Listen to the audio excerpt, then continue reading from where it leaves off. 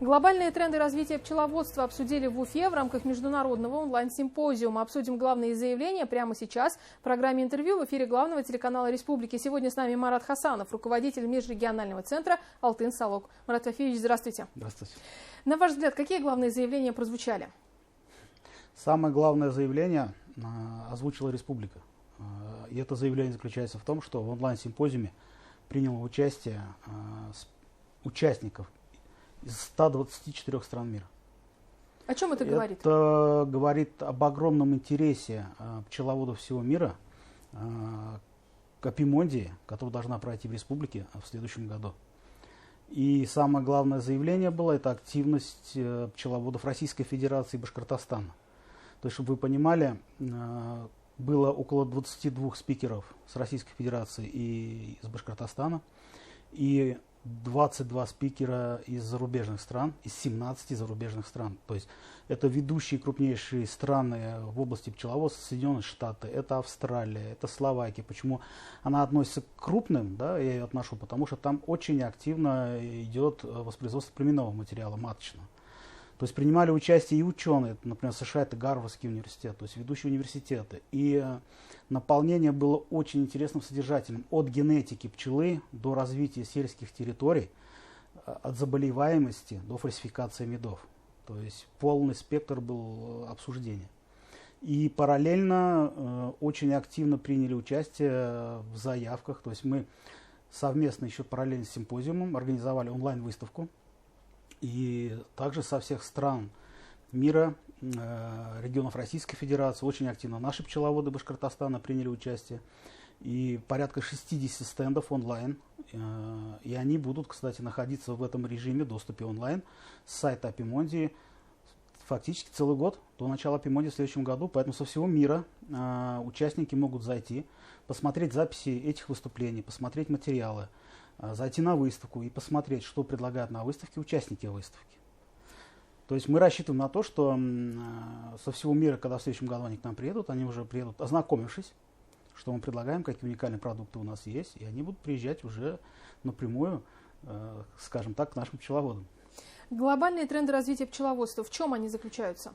Глобальные основные тренды – это гибрид пчелы, это гибридизация или метизация по-другому пчелы, это фальсификация медов, это пестициды, отравление пчел, плодение иммунитета. И все-таки, скажем так, основной тренд вот этого всего, это был переход науки из чисто, скажем так, созерцательной, изучательной области все-таки в прикладную область пчеловодства.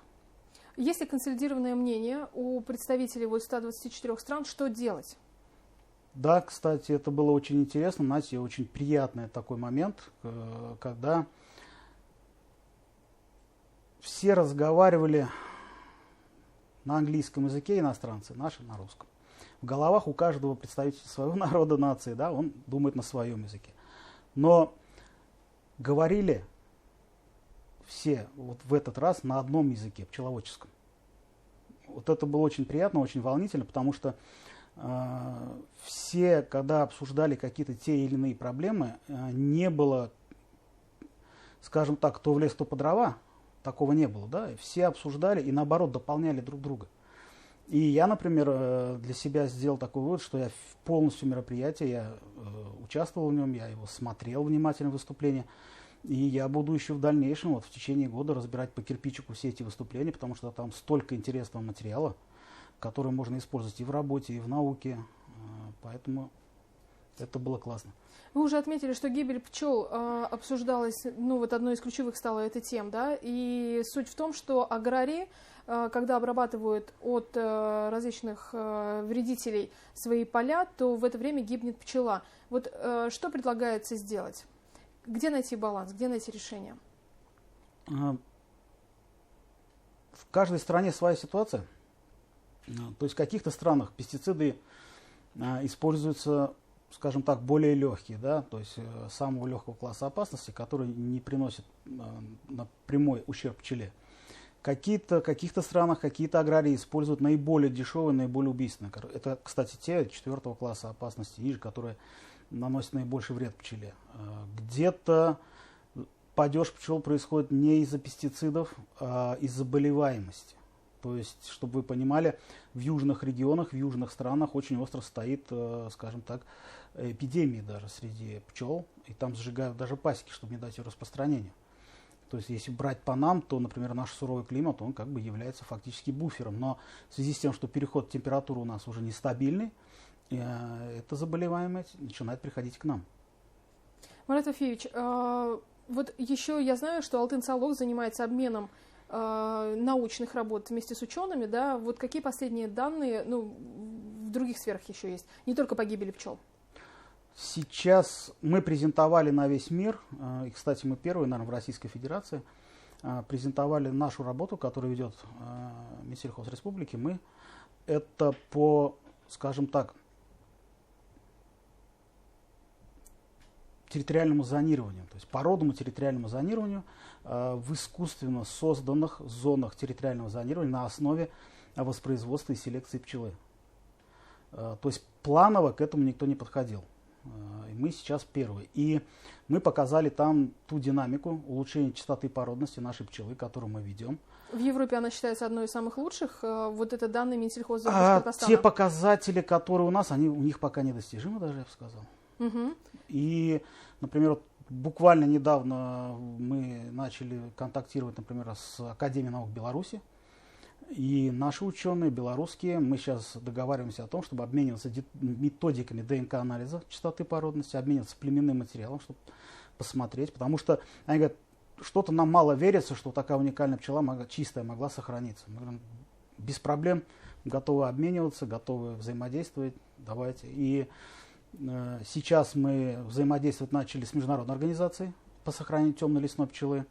И отправили туда даже материалы, выступления. И, то есть активно сейчас работа на мировом уровне идет с наукой. Возможен ли экспорт башкирской пчелы, как вы считаете? Постановка вопроса вообще, мне кажется, такая, знаете, она другая должна быть. Какая? Она должна быть, что республика станет, скажем так, мощным племенным экспортером темной лесной пчелы. Не может быть, а будет. Что это даст для экономики республики? Это даст структурирование отрасли. Понимаете, от чего начинается молоко? С коровы. С чего начинается хорошая шерсть для красивых кофт? С овцы. А с чего начинается качественный мед? Это с чистоты экологии, с медоносов и с производителей. Поэтому это даст толчок структурированию отрасли пчеловодства. Какие рекомендации в связи вот с этими всеми нововведениями, которые мы обсуждали, вы можете дать пчеловодам республики?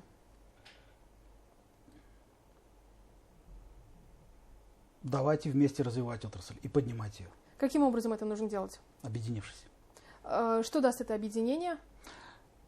Объединение нам даст возможность выхода на рынки и формирования как раз-таки экспортных партий продукции. Что вы можете сказать по поводу продукции, которая делается из меда, да? В том числе и косметические средства? Вот как выглядит рынок сейчас? Есть ли какие-то изменения? И участники рынка что говорят? Ну вот, кстати, очень сильно обсуждалась эта апитерапия. И на Западе сейчас выступали, румынская ученая выступала, из Нидерландов выступала, если не ошибаюсь, ученый. Они очень как раз-таки так прытко двигаются в направлении использования апитерапии. И сейчас у них такой тренд модный, это использование продуктов апитерапии, в частности прополиса, в лечении постковидных синдромов.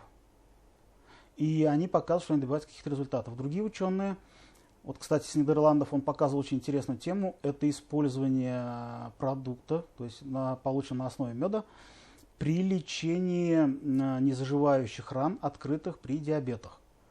И они показывают, что это приносит положительный результат. И тоже это очень интересно. Я, например, его слушал выступление, и я прямо тезис сидел и записывал. Потому что эти тезисы, они являются как бы таким ключом, в каком направлении можно будет дальше посмотреть и двигаться. Понимаете, вот это все это было классно, это было интересно вот в этом. Марат Вафиевич, вот у нас Апимондия пройдет в следующем году, да? Есть ли какие-то у вас рекомендации для пчеловодов республики, на что нужно обратить внимание для того, чтобы подготовиться к этому мероприятию, и на что нужно обращать внимание?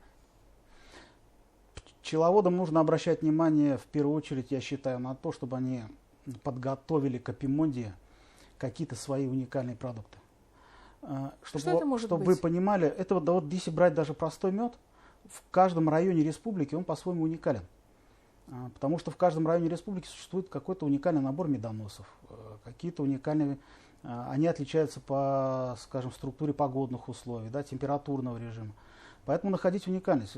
Кто-то из пчеловодов, я знаю, они работают на маточное молочко там, с прополисом, кто-то получает высококачественный липовый мед, кто-то комбинирует с цветочным еще что-то. Какие-то вот продукции апитерапии, да, поэтому просто им необходимо подготовить какие-то уникальные или даже просто качественные, высококачественные экологичные продукты, потому что в Европе сейчас идет тренд на продление жизни, на натуральные продукты, экологичность.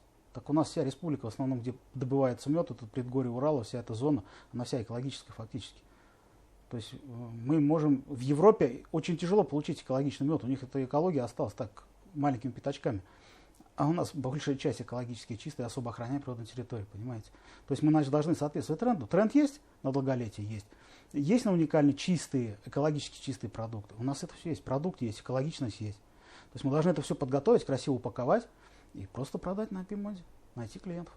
Спасибо большое, Марат Вафеевич. Сегодня гостем программы «Интервью» в эфире главного телеканала республики был Марат Хасанов, руководитель межрегионального центра «Алтын-Салок».